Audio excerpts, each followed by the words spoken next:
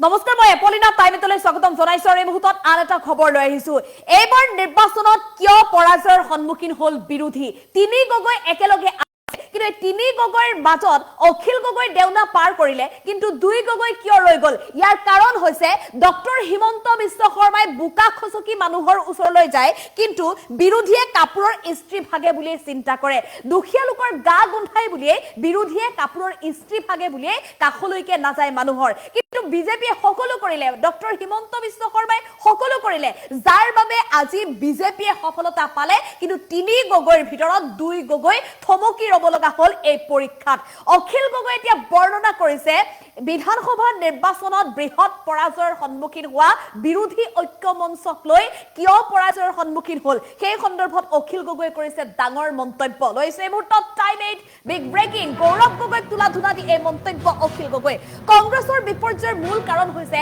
অপৰিকল্পিত প্ৰচাৰ কোনো ধৰণৰ পৰিকল্পনা নোহোৱাকৈ কংগ্ৰেছে প্ৰচাৰ চলাইছে বিজেপিৰ সুপৰিকল্পনাৰ সন্মুখত ব্যৰ্থ হৈ পৰিছে বিৰোধী অখিল গগৈ কোনো ধৰণে সহায় কৰিব বিচৰা নাছিল কংগ্ৰেছে এলায়েন্সৰ কাৰণে মিটিং কৰি থাকুতে পাৰ হল সময় কংগ্ৰেছৰ কেৰাম তালিত বৰবাদ হৈ গল বিৰোধী এয়া অখিল গগৈৰ মন্তব্য ডক্টৰ হিমন্ত বিশ্ব শৰ্মাই বুকা খচকি মানুহৰ মাজলৈ যায় যেতিয়া প্ৰচাৰ চলাই সেই দৃশ্য সকলোৱে দেখিছে আৰু যি দৃশ্য এতিয়া অখিল গগৈৰ দৃষ্টি আকৰ্ষণ কৰিছে গৌৰৱ লুৰিনে খাৰা ইস্ত্ৰি ভাগে বুলি মানুহৰ মাজলৈকে নাযায় দুখীয়াৰ গা গুন্ধাই বুলি ওচৰলৈ নাযায় বিৰোধী আৰু যাৰ বাবে আজিৰ দিনটোত এই দুৰ্দশাৰ সন্মুখীন হ'ব লগা হৈছে বিৰোধী পাকিস্তান কানেকশ্যনে গৌৰৱক সম্পূৰ্ণৰূপে মানসিকভাৱে দুৰ্বল কৰিলে ৰাইজৰ সন্মুখত গৌৰৱৰ প্ৰতি যি দৃশ্য সেই দৃশ্যপট সলনি হৈ থাকিলে নিৰ্বাচনত তিনি গগৈ কেৱল নামত থাকিল তিনি গগৈ নাম লৈহে বিৰোধী ঐক্য মঞ্চ আছে কিন্তু তিনি গগৈ নাছিল সাহাবী ষ্টাইলত থাকিলে গৌৰৱে কেতিয়াও বিজেপিক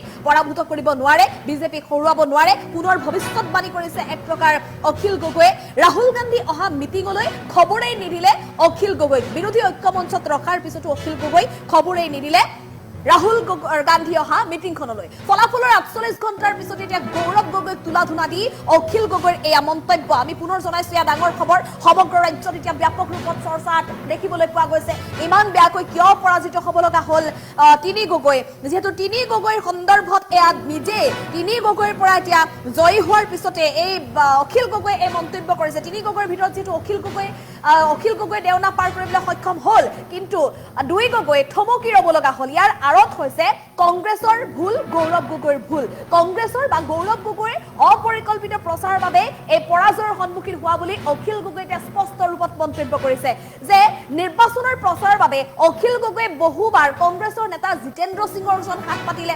কংগ্ৰেছৰ শীৰ্ষ নেতা গৌৰৱ গগৈৰ ওচৰত হাত পাতিলে হেলিকপ্টাৰ এখন লাগিছিল অখিল গগৈ প্ৰচাৰ চলাবলৈ বিশেষকৈ দলগাঁৱৰ সমষ্টিত প্ৰচাৰৰ বাবে অখিল গগৈক সমৰ্থন লাগিছিল কংগ্ৰেছৰ কিন্তু কংগ্ৰেছে কোনো ধৰণে প্ৰত্যক্ষভাৱে অখিল গগৈক সহায় নকৰিলে কেৱল মাত্ৰ বিৰোধী ঐক্য মঞ্চৰ নাম লৈ নিজৰ দলটোৰ বাবেহে মাত্ৰ কাম কৰি গ'ল কংগ্ৰেছে গতিকে এনে অৱস্থাত বিৰোধী ঐক্য মঞ্চত থকাৰ পিছতো ঐক্য মঞ্চৰ আন দলসমূহক লৈ চিন্তা নকৰা গৌৰৱ গগৈ কেতিয়াও জিকিব নোৱাৰে বুলি এয়া পুনৰবাৰ ভৱিষ্যতবাণী কৰিছে অখিল গগৈয়ে আগন্তুক সময়তো কংগ্ৰেছে সেই স্বভাৱ এৰিব লাগিব তেতিয়াহে সলনি হ'ব ৰাজ্যৰ ৰাজনৈতিক প্ৰেক্ষাপট এই মন্তব্য কৰিছে এতিয়া অখিল গগৈ গৌৰৱ গগৈক এক প্ৰকাৰ তুলা ধুনা দিছে হিমন্ত বিশ্ব শৰ্মাৰ সৈতে এতিয়া গৌৰৱ গগৈৰ তুলনাও কৰি দেখুৱাইছে অখিল গগৈয়ে কাৰণ নিৰ্বাচনী প্ৰচাৰৰ সন্মুখত দেখিছিলে কিদৰে গৌৰৱ গগৈ ৰাইজৰ মাজলৈ গৈছিল আৰু কিদৰে ডক্টৰ হিমন্ত বিশ্ব শৰ্মাই ৰাইজৰ মাজলৈ গৈছিল ডক্টৰ হিমন্ত বিশ্ব শৰ্মাই বুকাৰে লুতুৰি পুতুৰি হৈ গৈছিল মানুহৰ মাজলৈ গৈছিল নাচিছিল মানুহৰ সৈতে খোজ কাঢ়িছিল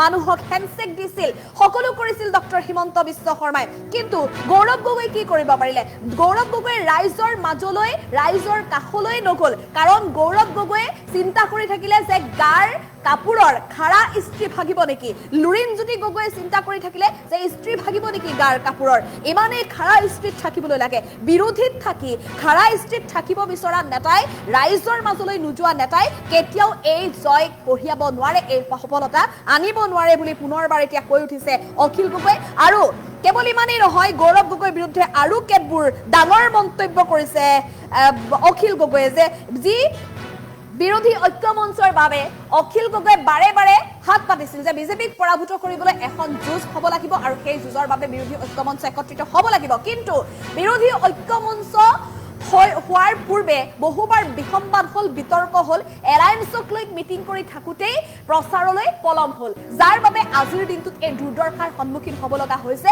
দুই গগৈ। গতিকে তিনি গগৈৰ নামত প্ৰচাৰ চলাই দুই গগৈক ধমকি ৰোৱাৰ কাৰণ, দুই গগৈৰ পৰাজয়ৰ সন্মুখীন হোৱাৰ কাৰণ বৰ্ণনা কৰি অখিল গগৈ এতিয়া তোলা ধুনা দিছে গৌৰৱ গগৈ। আৰু এই মুহূৰ্তত অখিল গগৈৰ সেই মন্তব্য আছে, আমি সেই অখিল গগৈৰ মন্তব্য আগবঢ়াবলৈ চেষ্টা কৰিছোঁ। বিপৰ্যয়ৰ মূল কাৰণ এটা হ'ল বিজেপিৰ খুব ধুনীয়া পৰিকল্পনা, সুপৰিকল্পনা, 5 বছৰীয়া তেওঁলোকৰ পৰিকল্পিত প্ৰচাৰ, আৰু আমাৰ একেবাৰে শেহতীয়াকৈ অপৰিকল্পিতভাৱে হাফহাজাৰ্ডলি, হাফ হাৰ্টেডলি কৰা প্ৰচাৰ। সেইটো কাৰণে আমাৰ বিপৰ্যয় ঘটিলে যে বিজেপিয়ে ইলেকশ্যনত জিকিবলৈ 5-6টামান ষ্ট্ৰেটেজি লৈছিলে, আৰু আমি সঠিকভাৱে ষ্ট্ৰেটেজি লোৱাত ব্যৰ্থ হৈছিলোঁ। কাৰণ আমি বেছিভাগ সময় এলায়েন্সৰ কাৰণে মিটিং কৰি থাকোঁতে গুচি গ'ল। নহয়।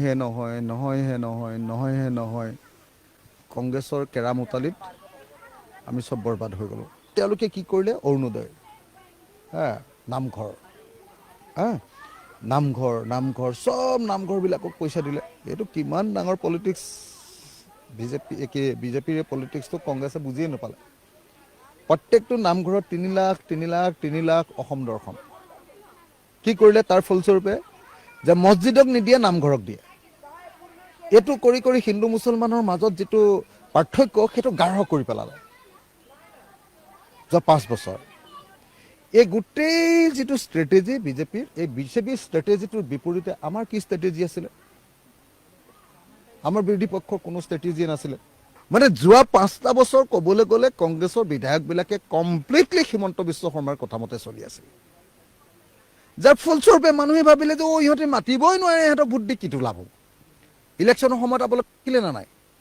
হিমন্ত বিশ্ব শৰ্মাৰ আগ্ৰাসী প্ৰচাৰ। হিমন্ত বিশ্ব কি দেখুৱালে?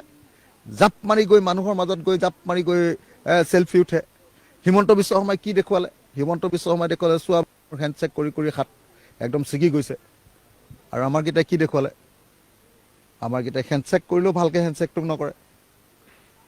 চাবচোন, ইস্তি ভাগি যাব, গা গোন্ধাই দুখীয়া মানুহৰ। আমাৰ মানুহকেইটাই হেণ্ডশ্বেকটো কেনেকৈ কৰে আপোনালোকে নিজে চাবচোন এবাৰ। আমাৰ লিডাৰে, বিৰোধী লিডাৰবিলাকে কেনেকৈ হেণ্ডশ্বেক কৰে এবাৰ আপোনালোকে চাবচোন মানুহৰ লগত। হিমন্ত বিশ্ব শৰ্মাৰ কাপোৰ ইস্ত্ৰি, মুখ্যমন্ত্ৰী কাপোৰ ইস্ত্ৰি থাকে নেকি? আমাৰ গীটাৰ একদম ফ্ৰীয়া ইস্ত্ৰি, দীঘল একদম চিধা ইস্ত্ৰি থাকিব লাগিব। ওচৰলৈ মানুহে খুন্দা মাৰি দিব। জিকিব নেকি এনেকৈ ইলেকশ্যন? ইফালে হিন্দু মুছলমান কৰি দিলে। একেবাৰে মানসিকভাৱে দুৰ্বল কৰি পেলালে হেৰিয়াক, আপোনাৰ কি কয়, আপোনাৰ আমাৰ তৰুণ গগৈলৈ, আমাৰ কি কয়, গৌৰৱ গগৈক দুৰ্বল কৰি পেলালে হেৰি কৰি, কি কয় আপোনাৰ পাকিস্তানী কৰি। তেওঁ বুজিয়ে পোৱা নাই কি কৰি আছে। কংগ্ৰেছে বুজিয়ে পোৱা নাই কি ষ্ট্ৰেটেজি লৈ আছে। এফালেদি একেবাৰে এজন মানে উগ্ৰ চেলবেলীয়া, একেবাৰে উগ্ৰ জনতাৰ লগত মিলি থকা, উগ্ৰ মানে একদম পানীত জাপ মাৰি দিয়া মানুহ এটা, আৰু আনফালেদি একদম আৰু চাৰ্টাত চিধা কৰি ৰখা, গম্ভীৰ কৰা অপজিশ্যনৰ লিডাৰ এজন। ক'ত ইলেকশ্যনত জিকিব আপুনি? জিকিব পাৰিব নেকি আপুনি কওক? ইফালে আপোনালোকে চাওক, হিমন্ত বিশ্ব শৰ্মাই ইলেকশ্যনত কেইবাৰ কেম্পেইন কৰিছে। নামঘৰে যেতিয়া চেক বিতৰণ কৰিছে, তাৰ পাছতো যদি অপজিশ্যন হৈ যদি আমি গাঁৱে গাঁৱে মানুহৰ ওচৰলৈ নাযাওঁ, নামঘৰে চেক বিতৰণ মানে আপোনালোকে বুজি পাইছেনে নাই বাৰু? কলিজা কঁপি যোৱা ঘটনা। এজনী মহিলা, প্ৰত্যেক ঘৰৰ এজনী মহিলাক যেতিয়া আপোনাৰ 10,000 টকাৰ চেক দি দিছে, ৰাতিপুৱা 9টা বজাত মিটিং আছে, 6টা বজাত মানুহ আহি মিটিঙত খাৰা, ৰঙা ব্লাউজ, নিজে কৈ দিছে ব্লাউজ পিন্ধি আহিছে, জিন্দাবাদ মাৰি আছে। আৰু তাৰপিছত আপুনি জিকিব পাৰিব? তাৰ বিৰুদ্ধে আমাৰ কোনো বিৰোধীৰ ষ্ট্ৰেটেজি নাই, ষ্টেণ্ড নাই। দেৱব্ৰত শইকীয়াতো মুখেৰে নামাতেই তাতে, আৰু যিমানবিলাক আমাৰ অপজিশ্যনৰ লিডাৰ আছে নামাতেই, আৰু মুছলমানকেইটা বেছি। মুছলমানকেইটাতো হিমন্ত বিশ্ব শৰ্মাই মোক যেতিয়া গালি পাৰে, সিহঁতি এনেকে এনেকে ধপ ধপ ধপ ধপ ধপ ধপ ধপ ধপ কৰি হিমন্ত বিশ্ব শৰ্মাক হেৰি কৰি থাকে, ছাপৰ্ট দি থাকে। তাৰপিছত আপুনি জিকিব পাৰিব নেকি? নিযুত মইনা, আমাৰ গোটেই মানুহ যোৱা 5 বছৰ 10 বছৰ ধৰি চব হতাশ। সিহঁতৰ বুথ কমিটিত মাহে মাহে কি মন কি বাত, মন কি বাতত সদায় চাহ খুৱাই, ভাত খুৱাই, MLA কেইটাই ফটো উঠে। তহঁতৰ কি কি সমস্যা আছে দে কৰি দিওঁ বুলি কয়। আমাৰ কেইটাই কি কৰে, MLA হোষ্টেলৰ পৰা নাহেই, বাকীবিলাক নেযায় পাব্লিকৰ মাজত, কি কৰিব, হাৰিবই। সেইকাৰণে অকল মুছলমান বিধায়ক কেইজন জিকিছে, আন কোন জিকিছে? কোনো জিকা নাই নহয়, একজনো জিকা নাই নহয়। গৌৰৱ গগৈ কেইটা কেম্পেইন কৰিলে কওকচোন, গোটেই ইলেকশ্যনটোত কেইটা কেম্পেইন কৰিলে কওক? তিনি গগৈ, এতিয়া মানুহে পঢ়ছে যে তিনি গগৈ অহাৰ পিছতো নহ'ল। তিনি গগৈ এখনহে মিটিং কৰিলে খোৱাঙত অকল এখন মিটিং কৰিলে। মোক ৰাহুল গান্ধী অহা মিটিংখনলৈ নামাতিলে। মই গৌৰৱক কৈছিলোঁ, গৌৰৱে ক'লে বোলে, মই ক'লো এই কাইলৈ পৰহিলৈ কি প্ৰগ্ৰেম আছে? বোলে ৰাহুল গান্ধী আহিব নহয়। বোলো মোক মতা নাই যে, নামাতিলে মোক।